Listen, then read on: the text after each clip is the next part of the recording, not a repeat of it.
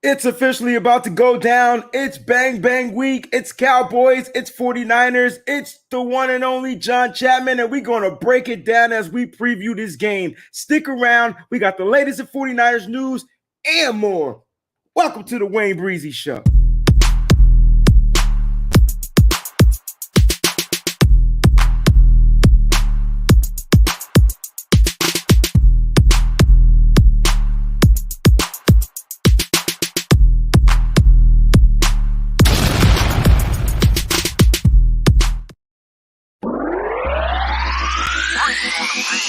We so bright that we shining. All we know is the Niners. Red and gold at its finest. We so faithful to the bay. We so bright that we shining. All we know is the Niners. Red and gold at its finest. We so faithful to the bay. Yeah. What's going on, everybody? It's the one and only Breezie and Chapman, and we back part 2 of the week. What's good, John? How is everything going on? That's how we say it over here. This is the calm before the storm. The storm isn't coming. And I want to say I'm most pumped that Wayne's here. Wayne is here.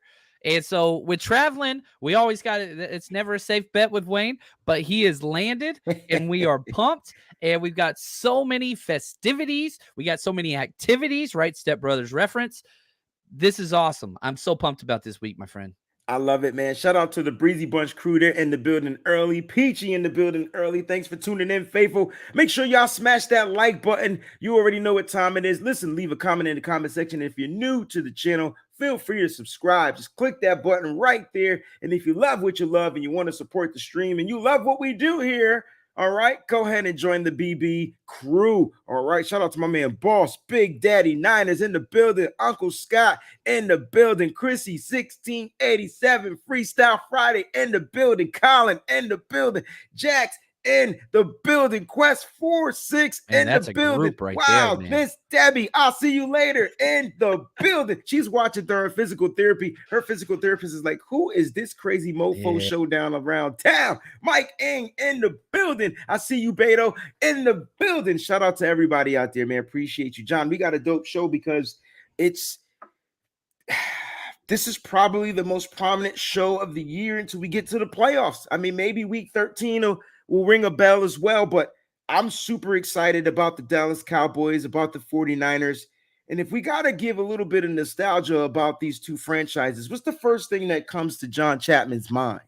Man, I go back to, and I truly do believe, I posted this on Twitter earlier this morning. I believe this is the greatest rivalry in the NFL. Now, I'm biased for sure, but you cannot tell me you're talking about the first two teams to get 5 Lombardis. You're talking about the 2 teams with the most championship appearances. You're talking about like these teams are 19, 19, and 1. Straight down the middle. The catch? Are you kidding me? The 1994 game. There are just so many memories, no matter what side of this rivalry you are on. And there's a reason why this is the most expensive ticket in the entire NFL this year. Which stinks because we're going to the game. We gotta buy these tickets, but also thankful that we matter. You know what I mean? Like this game matters. All eyes on us, and so I'm so pumped about this, man. Yeah, I can't be even more pumped. You know, a lot of people are trying to figure out, like, if my mom was a Cowboys fan, how did I become a Niners fan? And so, like, listen, I keep telling the story, and it's unclear, but my mom, I love my mother. You know, she's the greatest. That comes across every time I've heard this story, by the way. But there was things I didn't like about my mom, right? And I think we all have that growing up. And one of the things I didn't like about my mother was that she represented that silver and blue and whatever other colors they choose to wear. I just didn't like the Cowboys. It was something about the colors of red and gold. I'm a colors guy. It was something about the way it popped off on the TV screen, old, what do we call that? Analog screen back in the 80s. It just popped to me. Not only did it pop, I got to watch guys like Ronnie Lott actually pop. I got to watch guys like Jerry Rice pop. So those were the players that I kind of gravitated towards. And that's how I became a Niners fan over my mom being a Cowboys fan. That let me know that my mom wasn't going to influence me on everything in life. Shout out to my mother because she's the greatest person of all time.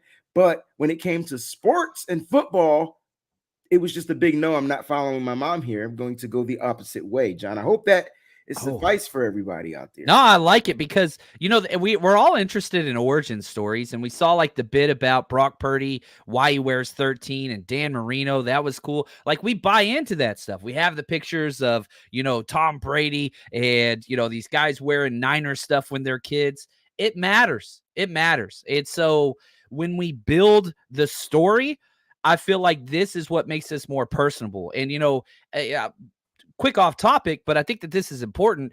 Half the emails and DMs I get is, did you see somebody from ESPN or NFL Network or Fox or whatever say this stupid ass comment that made no sense? And you get all these takes on national media from people that don't even watch the games and don't even care about football, but they're just getting paid with hot takes and whatever else. I think this is what makes people, invested in Wayne, because you bring so much texture and real life heat and energy and emotion to this. You know what I'm talking about? So I wanted that to be shared because this is what separates you and I from so many other people. And I think that's why people are here, is because we're not up here saying stuff just to say stuff. We're here because we're fans. You flew across the damn country on your own dime to try to help bring the community together. And I think it all goes back to that story of the red and gold, man. Little Wayne Breezie watching TV saying those colors are badass. And like I said, I love my mom to death. I told you, she hit me with the weird, hey mom, going out, to California this weekend. You got any words? And I'm not going to repeat her words on international TV, but she's clearly hoping that I'm okay, but she's definitely rooting for her Cowboys. Like, she said it in a way to where, let me not start nothing so she can give me a few dollars for gas money or something. Yeah, you gotta like, all right, which side of this line am I going on right now? That's just the way it goes. and I love, like I said, I love my mom. She's the best thing ever. Speaking of that, listen, I wanted to go through what I did this week. So every week, John, I do the Madden simulation, and right now, my 49ers, Madden, they're currently 3-2. They faced the Cowboys on last night. If you didn't get a chance to watch the video, we'll post the video link in the right here in the description of the show, as well as in the link, so you could guys go ahead and watch it. But here was the outcome. But I tell you what, John, this was a tough mother freaking joint to sit through, John. I mean, I was sitting there going through this. It ended 48-38. That's a lot of points. That's a lot of. Can we add that? That's a 6. You take the one. That's 86, I believe. Points. Good gosh, I was trying to do math the old arithmetic way. But it was a lot of points. It was definitely an offensive battle. Ambry Thomas got burnt, not 1, not 2, not 3, 4 times. He got burnt for like deep plays down the field. So it's realistic, is what you're saying. Very realistic. I'm sorry, I couldn't help it. I couldn't help it. Nope, because people think I'm gonna stick up for Ambry all the time. If you watch the stream, he literally got cursed out in the nicest way. I kept saying, I don't know why Ambry Thomas is in this game. I can't figure out why he's still in this game. Like, why is he still in this game? That was my take. But listen, the Niners did prevail. Now, they did start off in a 10-point deficit. The defense did clamp down, and the Niners found a way to kind of coast. It was kind of playing more prevent style of football, where they had a 20-something point lead going into the fourth quarter, and then they allowed Dallas to kind of like close out, with the 10. Let's talk about this matchup just really quickly from a points perspective, because you said, wow, that's a lot of points. It's a lot. 3.5 favorites versus the Cowboys. We'll break this game down a little bit later, but just from a points perspective, John Chapman, where are we going with this? Like, they're giving us 3.5 points. So if I'm new to the point system and how it works, so technically we're favored a 0.5 point because we're given 3 points being a home team. Yeah, so exactly correct. So this is a close game. The over-under's at 45 points total. And if you look at the last 2 games the Niners have played the Cowboys in the playoffs, last year they scored 31 points total. The year before that, they scored 40 points total. The over-under this year set to 45. So if you just look at the point spread and you look at the over-under, Vegas is saying this is going to be a 24-21 49ers victory. That's basically what they're saying. Like, if you're looking at what Vegas is thinking now, will the defense come out and mess with these quarterbacks like we've seen the past 2 times they've met, the past 2 years, or because I think both offenses are actually better. Will the offenses finally get the day? And so these are the types of questions. I know we're going to talk about depth, but the Cowboys, one of the biggest things for them, if I was a Cowboys fan, here's what I'm hanging my hat on. For the first time since 2021, the Cowboys will have all 5 intended starters on their offensive line. They're coming in feeling very, very confident about what they can do offensively. So we're going to see. It's going to be a lot of fun. It's going to be interesting because the Niners seem like on offense, they're able to put up their points. They get to a certain status. They get to that 30. I would say, you know what? They get to that 24, 20-something point status, and then they find a way to get one more drive, click it, hit the 30 mark. When you look at the Cowboys, they look a little bit different offensively. They look more methodical. They look like they're trying to play 49er style football. The underneath routes, the dink and dunks. I don't have bells, I don't have whistles today, but you got them. You just point. But look, that's how I wrote that same damn thing in my notes. The exact same thing. I called them a 49ers light offense, and with Mike McCarthy, West Coast style guy. Remember, he's back with us in 2005. Everything they want to do is high efficiency, check down, dink and dunk, break tackles, try to sustain drives. It's 49ers light. Well said, Wayne. But the question is, I know the Cowboys are 3-1, but are they built that way against a top tier defense? That's what we're going to have to see. They've struggled against the Niners defense, make no mistake about it. Now, last year you had the Tony Pollard injury, and that definitely played into the third quarter and on. No doubt about that, but we had injuries on ourselves as well. I think it always comes down to Dak Prescott. The quarterback's always in the NFL. Is this going to be a pressure game? Not pressure like defensive line hitting him in the face. Can Dak finally handle a situation where there's a lot of, pressure and intense, whatever? Can he hang in there in that moment? We've never seen that with him. We've already seen it from Brock way more than we have in Dak's 8-year career. So does this game constitute, because it's prime time, but it is only a week 5 game, does this game constitute a high pressure, high intent situation for Dak? And if so, if Dak goes out there and plays calm, cool, collected, they have every right to be able to win this game. Do I think the Niners are better? I do. But every time we beat Dak, it's because that dude folds under pressure. It's because their head coach folds under pressure. And so that seems to be the MO. That's what I'm looking for to continue in this. I do have the Niners winning this game. And I do think the Niners have the better coaching staff. I think that they have the better roster. I really, really do. There are some areas the Cowboys have an advantage, but this game could go either way. There's no doubt about it. If the Cowboys won this game, I would not be shocked because they're that good, even though I expect, just as Vegas does, the Niners to come out with the victory. Yeah. Let's talk about some of the stuff that's going on with the 49ers. Obviously, in the news, we'll talk about that. We got a couple of reports we want to talk about. We want to go over some injuries. But let's talk about Christian McCaffrey. I mean, listen, this dude his face is all over the NFL. His face is all over the TV. His face is all over commercials now. Christian McCaffrey is doing the dang thing. How important was it for Christian McCaffrey to start like this system at the very beginning of a season, opposed to just being injected into the system at the middle of the season? Yeah, you gotta. There's to get these like awards that he's won NFC Player of the Week 3 out of 4 times. He's won NFC Player of the Month for September. Like, he's checking all the boxes. He's 8th in MVP odds. He's got the name recognition. He's got the stats. He's got the touchdowns. He's got everything, and it's just going to continue. I think so much of this game is going to go through CMC, and that is just exciting to me. Very, very exciting to me. So the CMC train's not stopping this week. I love that you said that. I was on the show with Boss Cowboy, his show for the Cowboys Nation. And, he took pride because he felt like that the Cowboys last year in the divisional round of the playoffs, they stopped CMC, right? They didn't allow him to get the explosive runs, the 100 yards, the way you're seeing him now. But he did score, which was my point. I mean, you stopped him as far as a production production-wise, but you couldn't keep his ass out of the end zone. So you couldn't really say anything about that. Like, right? But Dallas takes pride. They feel like they're the aggressive team, blah, blah, blah, blah, blah, whatever. They still lost the game. But, when I sit there and I think about it, like, how productive is he going to be able to be against this defensive front? It's a little bit different. They seem a little bit more locked in. I feel like they overplay a lot. They're going to play fast. They're going to play furious. Kind of reminds you again of the Niners defense.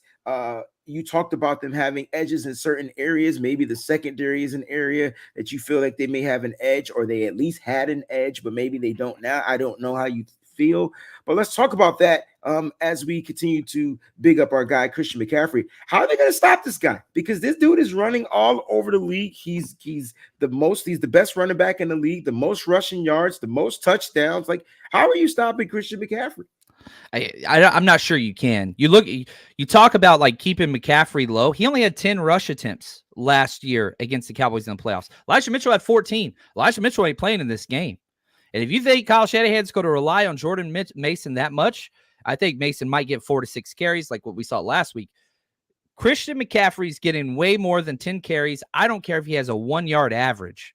McCaffrey's going to get the McCarries. That should be the name. That should be the name. He's going to get so many touches. I would not be shocked if Christian McCaffrey has 18 rush attempts with 8 receptions against Leighton Vander Esch. Like, I think this is going to be, you flex on them, you lean on them, and I think that's what's coming. Woo! What's going on, Alberto? What's going on, Maui? I see you guys out there. Hey, John, let's talk about on the defensive side. Let's flip it. Eric Armstead is Week 5 NFL PA's Community MVP. It's the third time he's won this award. This guy's a stand-up guy in the community. I'm hoping this year he actually wins the Walter Payton Award for the NFL honors. Let's talk about Eric Armstead. Let's talk about his production with the team. Let's talk about why Mr. Armstead, because I feel like he deserves the title Mr. now, because he's the vet. Why is he the blueprint of the 49ers defense? Well, you're talking about these two teams that are diametrically opposed whenever it comes to how they build their rosters. Like, if you've been arrested, Jerry Jones loves you because he feels like he can trust you because you are so similar, because he's such a terrible human being. Eric Armstead on the other side, this dude, 3-time Walter Payton Man of the Year nominee, going to be his 4th. And I love that they nominated him this week, because guess what he's done against the Cowboys? And I think this is something, when they play Dallas, this dude just heats up. And last year, he was incredible. He led the team in pressures. He had 3 tackles the year before against Dallas. He had a sack. He had a tackle for loss. He had 3 quarterback hits. This dude shows up against the Cowboys. He shows up against the Cowboys. So this is another one of those guys that's just, where does Eric Armstead fit on high impact players for the 49ers? I don't think he's top 5 or top 6. There we go. Armstead better tackle Dak this time. No hugs in the end zone. Go ahead, finish your point, because we're going to come back to this. Yes. Yeah. And so Eric Armstead, he's just one of those guys. If you're going to pay so much attention to Hargrave, which I think they will, Eric Armstead is going to continue to be impact player, because he just does so many unsung things. And we see it in the community. We see it every single week, week in, week out. This dude is the non-flashy nature. Yes, sir. That's who the 49ers are. Now, we've got some flash guys, but we're nothing like the Cowboys.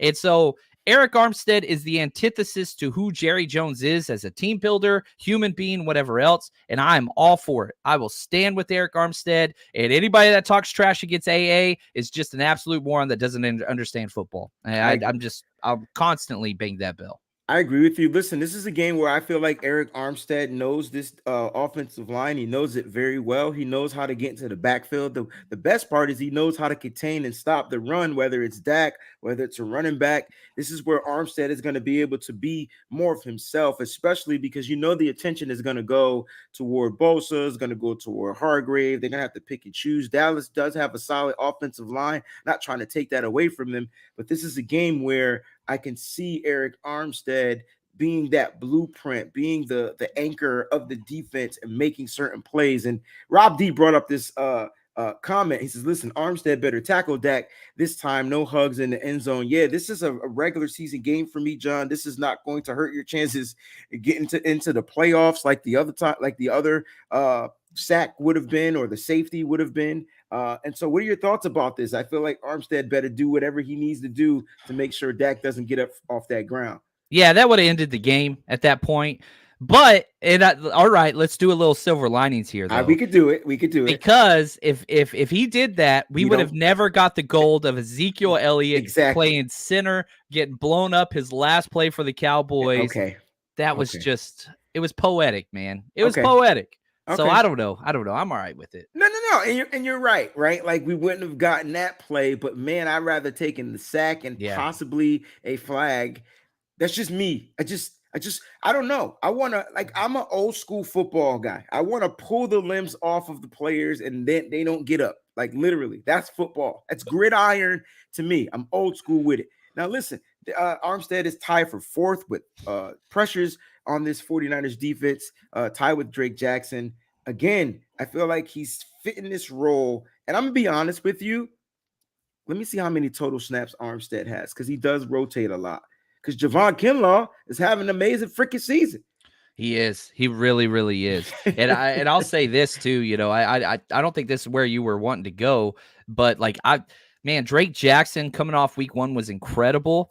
I thought maybe his worst game of his young career was last week. I didn't like it at all. I thought he was terrible. So I want to see how he rebounds against elite players. He's going to be going against Tyron Smith. Yeah, I want to see what he's going to do, because that's why you drafted him. And I love Drake Jackson. And so I always watch 9-5 when he's out there. And man, he did not get double teamed really one time. And he was just owned one-on-one. So I want to see what 9-5 is going to bring this game. I really, really hope that he shows up. I agree with you, John. You know what? I think one of the issues for me with Drake is he's not getting, you're asking him to take advantage of the opportunities that he's getting. And absolutely, that's what we want for all of our players out there.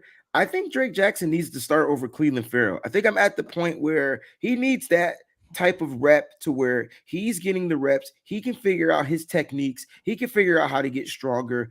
When he's just a rotational piece, I just feel like there's plays where he just doesn't know how to attack this particular type of lineman or this particular type of lineman, or what move to use here, what move to use here.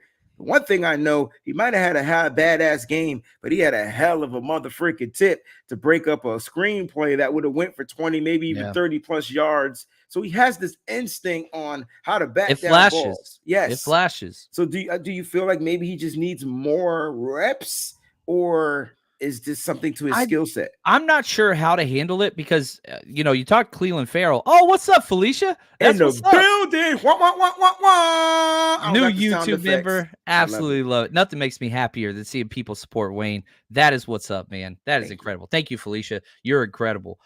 But Cleveland Farrell, he played terrible too. So I don't want to be like, it's not like Farrell was awesome and Drake was awful. No. They both were bad. And that 99-yard touchdown drive, it was bad play Jackson, bad play Farrell, bad play Jackson, and then other issues. But John, how much of that though do you have to put on the defensive coordinator for just having the wrong possibly set of guys out there on the football field, which I saw multiple times on film? But here's what I'm saying. If you're a defensive end in the NFL and you are only getting one-on-one matchups, you got to win. You got to win some.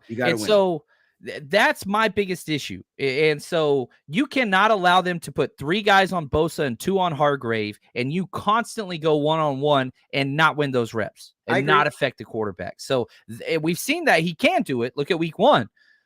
Since then, we'll see. And I hope he comes back, because the Niners need that guy. But I walked away after watching the film last week saying, man, if I'm trading for a position, it's back to defensive end as the number 1 position of need. It is. But we'll see. It is. But it always has been, because it's Nick Bosa way up there, right? Yep. Who doesn't look like the sack monster that he used to be. And that's partly because of scheme from the offensive side. Do you think the scheme is affecting the rest?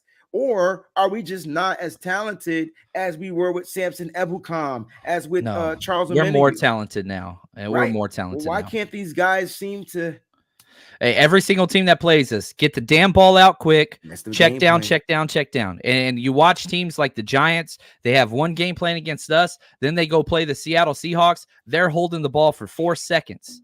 And so, the game plan that they install is you cannot hold the ball against the 49ers. And guess what Dak does? Dak doesn't hold the ball. 2.2 seconds. Gets the ball out quick. So it's going to be more of the same. Let's talk about the 49ers injury report real quick, John. You got Elijah Mitchell with the knee injury. He did not practice, hasn't practiced since last week. So that's like 2 weeks ago, basically. Elijah Mitchell is not looking good to go. I won't be shocked if he doesn't play this week or next week. I won't be shocked if Elijah Mitchell is traded, and here's why. This is the guy that I've had on my trade block for a long time. And the people were probably, I don't want him traded, but I think now it's starting to speak or resonate to why he's going to be traded. Listen, I don't know what the knee injury is for Elijah Mitchell. All I know is he was out there at the WWE having a good damn time with a knee injury. Now, I know if I call out of work or if I can't play, I'm not going to show up to where, let's say I was in a car accident. God forbid I never get in a car accident, but you know where I'm going with this. Matter of fact, I'll give you a better story. I remember in 1999, I was at the University of Connecticut because that's where I went to school, and I was in a car accident, right? But my beat up self with the sling and whatever I had on, I showed up to that pavilion for the championship game, and I was going to celebrate. I didn't care about no pain, and people kept saying, Breeze, you got to be careful. There be people out here taking pictures. You might not get no money. So I'm just saying you can't go out having a good time if you're injured. You went. Was that Okafor? Was that Okafor days? That was Rip Hamilton. That was Antonio Freeman, Khalil Al-Amin. That was I shouldn't have asked him. I shouldn't ask him. Nah, but my point is I jeopardized me possibly, messing up the settlement money. But here's the thing. I just feel like Elijah Mitchell, is he really injured? Is this a business move from the 49ers? Are they looking to stash him? Are they looking to move him? What do you think, John? I think Kyle Shanahan likes Elijah Mitchell more than any other person in the world. Okay. Not more than Debo. That right. I'm saying, like, of all the people that like Elijah Mitchell, this is not a shot at Elijah Mitchell. I'm just saying Shanahan loves that dude. I mean, shoot. We had Elijah Mitchell out at our draft party. It was one of the coolest things ever, man. It was great awesome. Guy. I'm an Elijah Mitchell fan. Hands down. Having said that, he can't stay healthy. How do you trade somebody that's not? You got injured in practice. Stuff happens. The Niners practice harder than everybody. These things are going to happen, but it seems like it always happens to him. And so I don't know, man. The fact that, and I get so many messages saying, oh, we got to cut this guy. Let's move on. He's free. He is free. F-R-E, free. He costs nothing against the salary cap. I spelled it right. Trust me. I'm from the South. We got this. Understood. That's you just hold that E. You just hold that E. You saw my eyes go up with my glasses on? Okay, I just did. making sure. The funny thing, I misspell things all the time on purpose, and people reach out and like, "Hey, dude, that's not how you spell that word." I'm like, "Oh, thank you." I didn't want to correct you, but the teacher in me was going to say, "Correct away." No, not at all, because you did it yourself. It's on point, always. FRE free. He costs nothing against the salary cap. He's not a top 51 player. Will not be this year. Will not be next year. So you could trade him. You're not going to cut the dude. You're not going to cut the dude. Do you see? I never said cut. I wasn't. He's not. He doesn't give me Trey Sermon vibes or nope. What's the wide receiver? Tried out for the Patriots. Well, went to the Patriots and quit. Retired the next day. Oh, I can't think his name. Oh, wide receiver, running back, wide receiver. Didn't he go to Tennessee? Jalen Hurd. Jalen Hurd. Okay. So I tried to bury that name deep into the psyche so that it wouldn't come out because I was a big Jalen Hurd guy. There we go. We even got it in the chat. Thank you, Bruno. Appreciate you, brother. Yeah. So he it's not like he's giving off those type of vibes. I just think this is a business move on both sides. Now, there's a possibility that the Niners are looking to move him because they might feel like they can get value for him. We've seen players kind of take an injury and then kind of get shifted on out, kind of moved out before the trade deadline. I don't see cut, but there's a possibility that can happen, right? He's got to pass a physical to get traded. Correct. Are there teams that would like to have Elijah Mitchell on their team? Yes. The question comes down to, okay, what would you take, Wayne? If somebody offered a 6th-round pick for Elijah Mitchell, would you take it? No. 5th? Let's keep talking because Um, how's that dude going to pull more than a fifth with whenever? the injuries. Yeah, that's difficult, right? Yeah. Yeah. So Shanahan, I feel like is like, dude, we're just going to put this dude on ice. And we're just going to run with Mason and TDP, who got Because no they're snaps healthy. last week because Yeah. they're healthy. And we'll just break glass in case of emergency with Elijah Mitchell, unless Mike McDaniels wants to come out and offer us a fifth like he did last year for Jeff Wilson, which was you fleeced those dudes, fleeced them. I So love it. we'll see. I think he's going to stick around. I would love to trade him because I think it'd be good for him. But we have so many picks next year. What are we at? 12? I think we have 12, 12. bro. 12. 12 Yeah, 12. picks. 12 picks. That's a lot. 49ers news. They signed offensive lineman Il Manning and running back Jeremy McNichols to the team's practice squad. They released Jack Coletto and defensive lineman Marlon Davidson. Yeah. I think that one's interesting. From the reason why you lost Marlon Davidson, the defensive tackles all have showed out. They're all healthy, so that's not a concern. You look at running backs. We're talking Elijah Mitchell. Get somebody that knows the system. Yeah, so you bring in him. I hate Jack Coletto's gone. I hate that Jack Coletto's gone. But Il Manning, always go with the offensive line. We should not have lost him in the first place, but glad to have him back. And they're playing him at guard. They're not even going to let him play tackle, which he was amazing at. Good. Now, the injury to John Feliciano. I've been wanting to ask this question. I kind of brought it up earlier this week on the show. If he's the no-go because he's in the concussion protocol, do the 49ers make active Nick Zakelj? Or do they call up an Il Manning onto the active roster? Because can't you keep an extra offensive lineman? Well, yeah, the rules are like when you promote them up, you have to have like a certain number. Yes. And so usually you get to bring up 2. So Nick Zakel's on the 53-man roster. Right. He's just a healthy scratch every week. Healthy scratch, correct. So, yeah, I think you would promote Il Manning and you'd have Nick Zakelj so that you got those backup options there. I think that's probably the way they're going to go. John Feliciano is the backup for everybody. What's up, Rick Diaz? Glad to see you, man.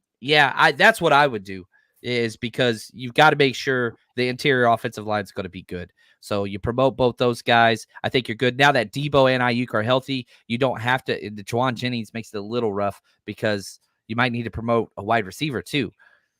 If you promote a wide receiver, but it would be Willie Snead. Willie Snead for what he did. Yeah, outside wide receiver Chris Conley, inside Willie Snead. Yeah, I think they like the blocking. The blocking I saw from Willie Snead was bar none. He's the best so block. good. Did you know he's the best graded blocking wide receiver on the team right now? He fits this team, and we are lucky that we're able to stash that dude on the practice squad. It's really unfair. He should be on the active roster. But if you do that, who you take it off? You know what I'm saying? Like, This is the NFL that we're in. And so Willie Snead, that's a luxury that the Niners, I can't believe that they're able to afford. I don't understand that.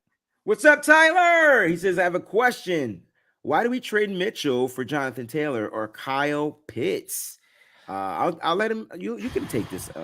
That's a lot of money, and it would take a lot more. So if you were going after Jonathan Taylor, one, you got to pay him Christian McCaffrey money.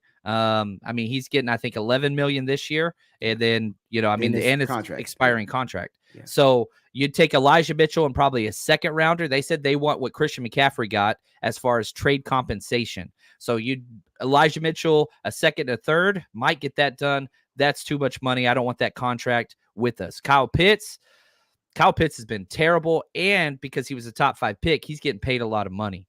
Yeah, I'd like to have Kyle Pitts, but I wonder how much money though John is left like on his contract, like because it is a rookie deal. It's a rookie deal. So like I'm curious, like, and I wouldn't mind that but do we have that? I'll tell you in just a second. Do we have that in a Braden Willis? Can Braden Willis turn into what Kyle Pitts was in college? And I feel they really do like they him. they really like Braden Willis. As much as I would love Kyle Pitts, he's done nothing in the NFL to show me he could play in the NFL. Yeah, his first season was incredible. Then after that, it was like nothing. So if we traded for him, it would cost us $3.6 million this year. That's doable. Is he as physical as we want? No. So if you got Pitts, do you slide him in the Kittle role where he's running more routes and then Kittle's blocking more? I'm not sure I want that either. There's nothing that Kyle Pitts does that's better than Kittle. Does Kyle Pitts? He didn't play the same position as Charlie Warner, who I thought's been awesome blocking this year. But the dynamic pass catching, I think that's what people want. So what would it take? A second-round pick and Elijah Mitchell?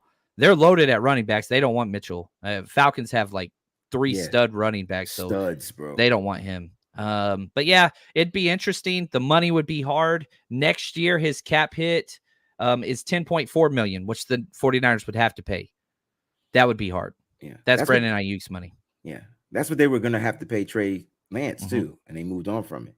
Yep, because he went 3-4. Exactly. Interesting. So mosquito killer. That's why I'm saying Mitchell and a pick for a defensive end. But who are we like? If there was a defensive end out there that you can kind of get other than a Brian Burns, that's an outlier. Like who would you have to try to go for?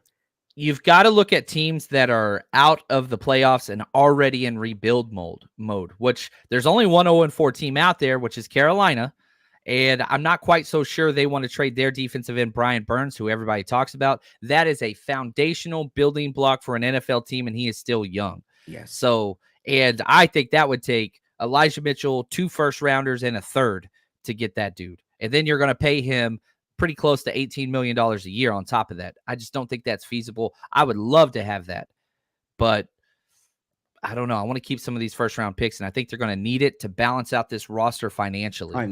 Yeah. A lot of people are forgetting about that part. We are kind of like top end heavy on these contracts. We definitely want to pay Brandon Ayuk next year. You want to pay Talanoa Hufanga. That's where that $41 million is coming in. Might come into a play. So we'll see how that pans out. Appreciate the questions out there, guys. Make sure you hit that like button. Don't forget, John, let's take a quick pause because we got some things going on this weekend. Listen, if you're going to be tomorrow in the San Jose area, all right, I'm shooting a music video for Faithful to the Bay. Not only will I be there, you'll get to meet the great John Chapman because he'll be in attendance. All right, and so he's going to have his little cameo. I'm hoping I can get him to sing on the camera. You don't want that. You don't want that. That is the goal because all he has to do is Milli Vanilli the joint. So let's see if John. Hey, blame John. It on the rain. Yeah. Hey, John, let's do a contest tomorrow. Like the person that can memorize my verse and sing it word for word will win a prize. I love that. Let's do it. Listen, tomorrow, October 7th, 9 a.m., 12 p.m., 2206 Business Circle, San Jose, California, at the Debo Samuel Mirror. Listen, the RSVPs are pretty much filled up. We may have a couple of slots left. Go to www.twben.com/RSVP so you can reserve a space on my list so that you can get a free rally towel. If not, you got to pay $10 for them. That's how much they cost. All right, so guys, go ahead and do that. And I hope to see you guys there and support. Come decked out and your most memorable Faithful to the Bay guy. I want y'all to come representing. We want to put this video and this song on the map, and I need your help. John, on Sunday. Yes, sir. We tailgating, and I'm eating barbecue chicken, baby. Let's go. John, tell us about the tailgate on Sunday. Yeah, super excited about this. We're going to be in Blue Lot, right up against the Democracy Way exit, right in the middle there. Go to 49ersrushroadtrip.com. You can get your tickets there. We've got TVs with Red Zone so we can watch the later afternoon games. We've got raffles. We've got trivia. We've got games. Kids get in for free with the ticketed adult. We've got competitions for the kids. We want to create lifelong fans. I'm bringing my son. He's 15 years old. I know Nick's bringing his family. It's going to be incredible. We're going to have a great time. We're going to have barbecue chicken. We're going to have hot dogs. We're going to have all kinds of stuff for the kiddos. It's going to be great. Unlimited drinks, premium liquor, margaritas, beers, seltzers, whatever you want. We got it. I can't wait to eat.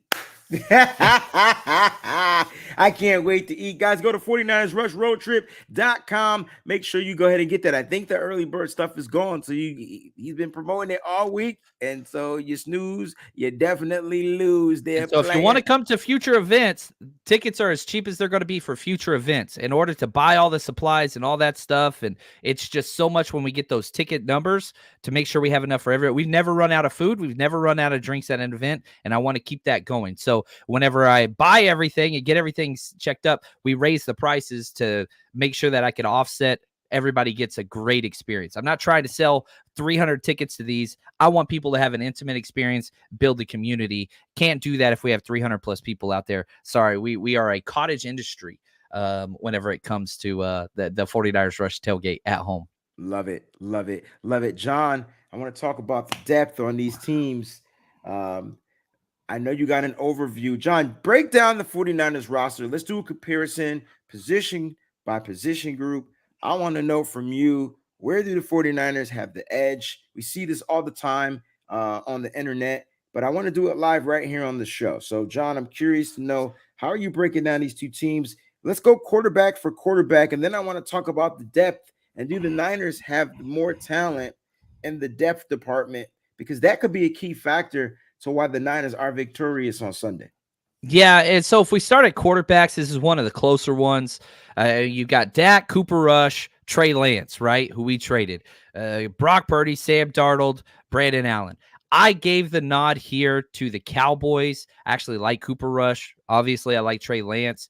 Just the depth-wise, I'd feel more confident with those guys than Sam Darnold and Brandon Allen. Not that I think that Sam Darnold's trash or anything like that, but whenever we go through this list, you're going to find out Niners have a lot of advantages. This one I thought was close. I tipped the scales just on experience-wise to the Cowboys. I thought it'd make more sense. So if we're comparing Dak and Brock, though, that one I'm going Brock 100%. But what's the scale? Like, I'm curious to know. Like, you gave the room to the Cowboys. I did. Not mad at you. That's why I thought Trey Lance here gave us a better quarterback room, the best quarterback room in the league. But he's gone, and I'm not saying Trey Lance tips the scale for the Dallas Cowboys. No, that's all I'm saying either. I think the experience-wise, I do like Cooper Rush as a backup. I think that he's decent. And now, if we're going Brock versus Dak, I would take Brock all day. Dak is taller. Dak is faster. Dak is bigger. He throws the ball further. All those things. More experience. However, guess what's funny? One's played 11 games. One's played 8 years. Same amount of playoff wins. Yeah. Like, I do not trust Dak. It's Dak Cousins. That's who he is. I don't trust that dude in primetime games. I think the thing for me that sticks out and has nothing to do with football, it's just the damn moxie of the player, right? Brock just has the it. He's just it. He's cool, calm, and collected. Dak is trying to become it. Brock is already it, and Dak is trying to become it. Now, I'm not saying Brock is the greatest quarterback of all time, but if you look at the way he plays football, whether it's a missed throw, interception, which he hasn't thrown any yet, whether it's an overthrow, it doesn't matter what it is. He plays the same exact way on each and every play. Shakes it off, gets up, comes back out there, does it again. Dak can't get through a press conference without getting flustered. All righty then. I like it. Let's go to the next room, John. Let's go to the running backs, because that's where my dear heart lies. That's the position I played, running back and linebackers. You could tell these are my favorite players and positions on the field. Cowboys, Niners. It's not close. And that's even with Elijah Mitchell out. The 49ers still have this. Jordan Mason is better than any number 2 they have. TDP, I would take over any number 2 they have. You throw in Kyle Juszczyk, that just makes it weird. Debo being back there, this is not even close. If Elijah Mitchell was playing, that'd be a whole nother thing. But running backs, it's not close here for me. Yeah, it's easy sweep. So that's Cowboys quarterbacks, Niners running backs. I like this. Let's go to the wide receivers, because you know what we have here? We have the battle of the 2020 draft, first round picks. CeeDee Lamb, 17. Brandon Ayuk, 25. I like this. Who has that better wide receiving room? If it's starters with Juwan Jennings banged up, I'd go Cowboys. But even then, it's like pretty damn close. And we argued this in the offseason, Wayne. Yes, you remember? I do.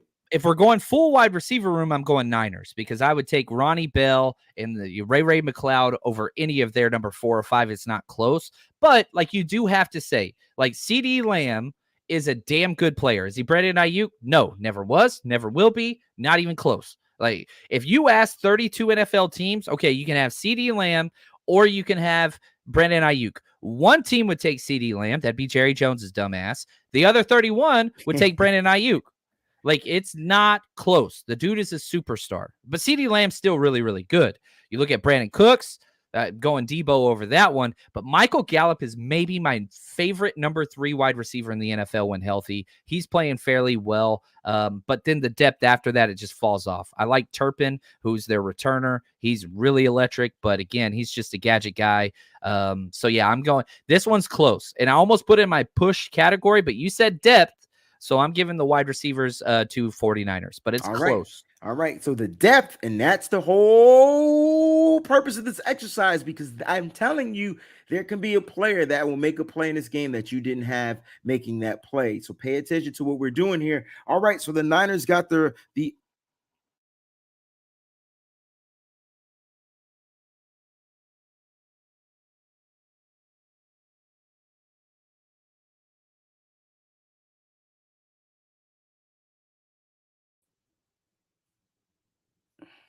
wow.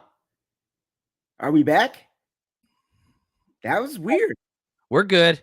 Technical difficult. Well, when I came back, it just said nobody watching, stream ended, whatever.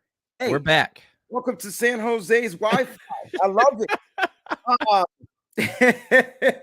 Can you guys hear us out there? Oh, we're good. We're good. I think we're fire right now, man. All right, my bad. It ain't me. Skynet. I like it. Skynet is back, Thomas. Yes, it never left. 1995. Here we go. John, where were we at? Shit. Tight ends. Yes, tight ends, not close again. 49ers by a mile. This one's it. Now, I will say this. Luke Schoonmaker out of Michigan, the rookie. I love that dude. He's awesome, but he's not where he needs to be yet.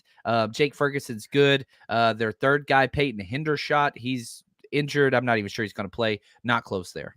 I love it. What's up, Pedro? Says he's going to see us at the tailgate on Sunday. Oh, yeah. Can't wait, baby. I have no idea what happened, but we are back, and that's all that matters. I do like Jake Ferguson. Matter of fact, if you watch the Madden Challenge, Jake Ferguson was going hamburger and cheese on the 49ers. So 6th highest rated tight end from Pro Football Focus is where they have. Ooh, snap. All right, let's go offensive line overall. We're not going to go player by player. Let's just go overall offensive line. This one's probably the biggest advantage by far to the Cowboys. Like I said, the first time that they're going to have their entire starting 5. They've got a Hall of Famer. We've got a Hall of Famer, Zach Martin, Trent Williams, but they've got Tyron Smith. And I think Tyron Smith healthy is better than almost anybody else the 49ers have. Aaron Banks would be our number 2, but now the Cowboys got this one, and I don't think it's close.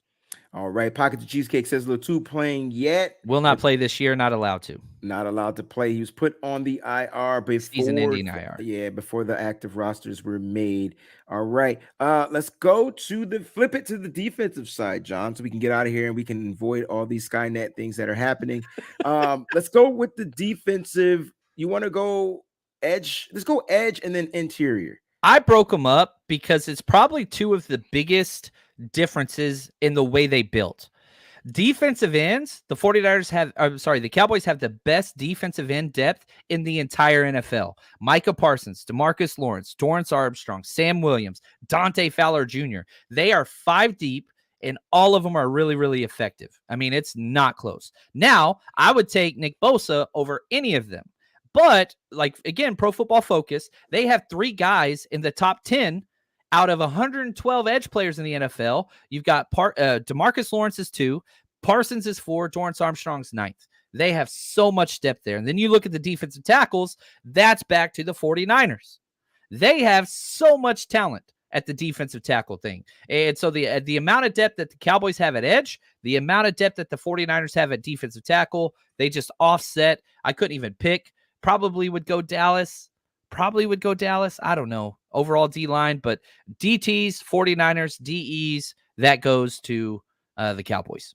All right. Let's go to the linebackers. Linebackers, not even worth mentioning these players in the midst of Fred Warner and Dre Greenlaw, and you could go on past that. Oren Burks would be the best linebacker on the Dallas Cowboys team. Not even close. One of the biggest advantages. All right, here we go. Let's go to the cornerbacks. I called this a push, and that's without Diggs. If Diggs was playing, I'd probably give it to him. I'm not the biggest believer in the 49ers corners. Personally, the depth of them, I think you got 3. Outside of that, I don't like it. I don't want Ambry Thomas playing at all. And special it's teams, time. I love Ambry Thomas. Right. It's time though. It's time. If you could just tell me that Ambry Thomas won't bite on a double move, I can't. then I would be, let's keep him out there. I don't have a problem with him because I think he plays really well everywhere else. It's just up here, he has to take the bacon every damn time. And he's put it on film time after time after time in the worst possible situations. Yeah. And so that's where it gets difficult. Stephen Gilmore, Jordan Lewis, Deron Bland, Noah Igbinoghene, who they traded for. Yeah, it's close. It's close. It's interesting because I feel like I would give their corners the edge. I'm fine with that. I don't have, whichever way you want to go. It's slight, but it's the edge. It's an edge. I like Deron Bland. I like the way he's playing. Big time interception type of a cornerback, right? Don't miss your read. Don't miss your throw. Don't make it too high. Don't make it too wide. He will try to jump the route. He's a route jumping type of cornerback. Plays very disciplined. Listen, I got to a big argument. So I try not to lose my cool, but I don't like it when people tell me stuff that don't make sense, right?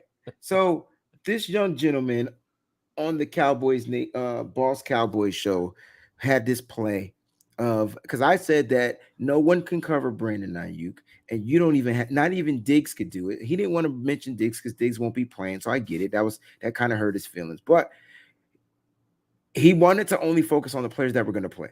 So he had pulled up an all 22 play of Deron Bland, the only one play he pulled up to, by the way, in the Dallas Cowboys in that divisional round, where he wanted to point out Deron Bland's closing speed. John, I could tell you getting bored of this. I'm going to try to speed it up. No, he wanted to point out his closing speed. So he did. And so when we all watch film, we all see it a little bit differently. And I try to see it for what it is. I'm not as of a football mind as you or Johnny Dell or all those guys that watch football film, right? I just give it to you 100% real, the way I see it. And then good luck trying to break it down for me, right? So I said, well, what I saw was an underthrow from Brock Purdy, not trying to throw Purdy under the bus, but that's what it was. And Brandon Ayuk had to slow up and put one hand on the ball to defend it from being intercepted, opposed to your guy getting closing speed. That was what really happened. I don't know if you remember that play, but man, Brandon Ayuk had him beat by 3 steps. And if the ball was thrown in front of him, Brandon Ayuk had 4 to 5 yards of space into the end zone. He would have walked that on. My point is, at the end of that argument, after I yelled, he figured it out. Like, he was like, you know what, you're right. He's slowed up a little bit. So that's not closing speed. But my whole point is I like their secondary. They're a bunch of young guys. And they're going to come out. They're physical and they're fast. They're going to come out. So I give them the edge. Let's go to the safeties, though. Yeah, safeties, I'm going 49ers. I like Malik Hooker a lot. I really, really do. But I think what Talanoa's put on tape this year is pretty damn good. Has it been perfect? No. But that dude is just playing at a whole nother level. What's up, Paul Hope? The man. Paul in the building. The man. Excited for the Bucks game, my friend. He's coming out. He's going to be out there. Meet the legend. Yes. From the pond, across from the pond. I love it. So yeah, I'm with you, man. The safeties are A1, A2, top safeties possibly in the league. They're playing at a high level. They're allowing the lowest passing rate. Like, they're playing very good football. They're playing good up in the box. I don't know what more you can say about the safeties of the 49ers. And then if you factored in the depth, which you don't have to because the top ends, the starters are that much better. You don't even need the depth. So I guess my question, John, is what area will the 49ers depth play a role in this particular game?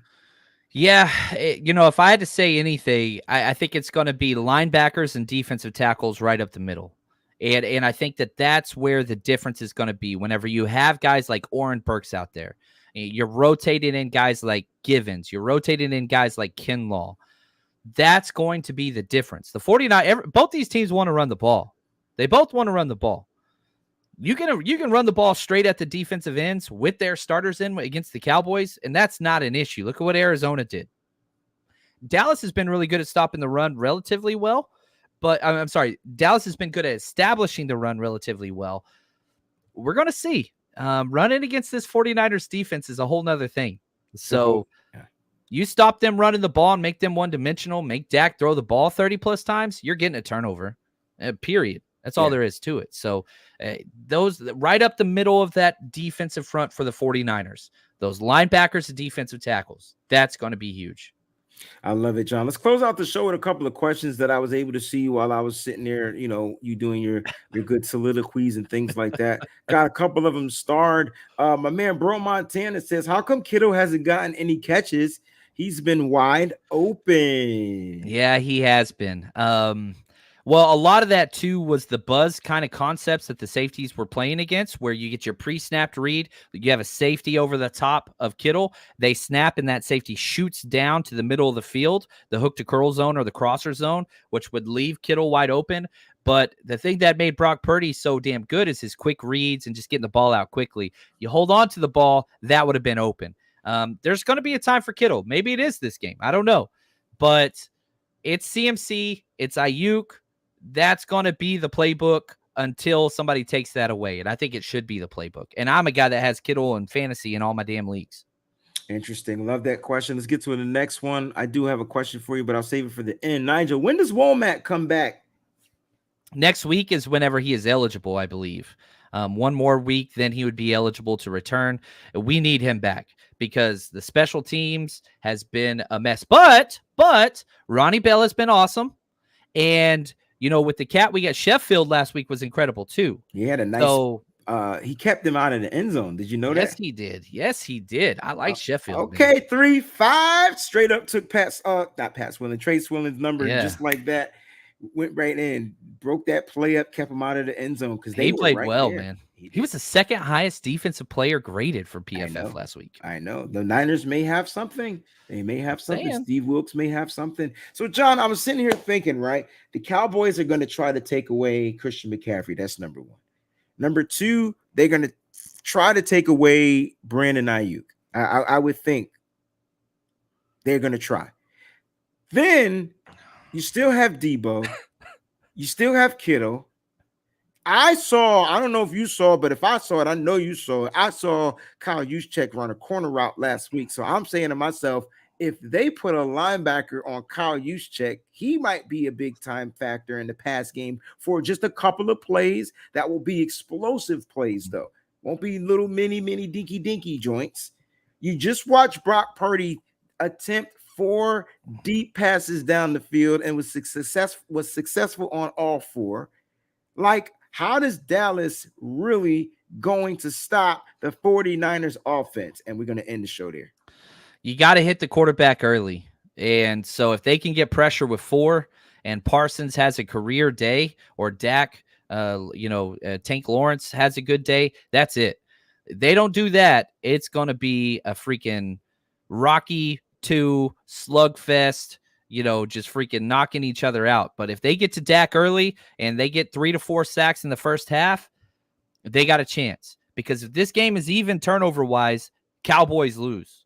And I hate to tell you this, it's not going to be even turnover-wise. The Cowboys got to win the turnover battle. Can't be even. They're not as good as the 49ers. They're not as well coached as the 49ers. They don't have the talent that the 49ers have. So that's about it. You need strip sacks. You need to hit Dak or hit Purdy while he's throwing and try to force an interception, which he hasn't done yet this year. That's it. They don't do that. It's that damn simple. The 49ers will establish the run, and they will not be in this game. They will not be able to win this game. You got to get turnovers, got to hit the quarterback if you're the Cowboys. Boom, boom, bam. And Chrissy Marie ends the show with a super cool. chat contribution. Thank you so much. We appreciate what you do and your contributions here to keep this channel growing. Sending love. Let's get this win. Niners 5-0 coming up. Great show as always. Hashtag BB, hashtag CC 31-21 Niners. She got that 10-point spread like in that Dallas Cowboys simulation that we had. John, we can't leave the show without your famous score prediction. So are you ready? Yeah, I'm going to go, 27 13. What? Yeah. I think it's going to be a little close early, a little rough early.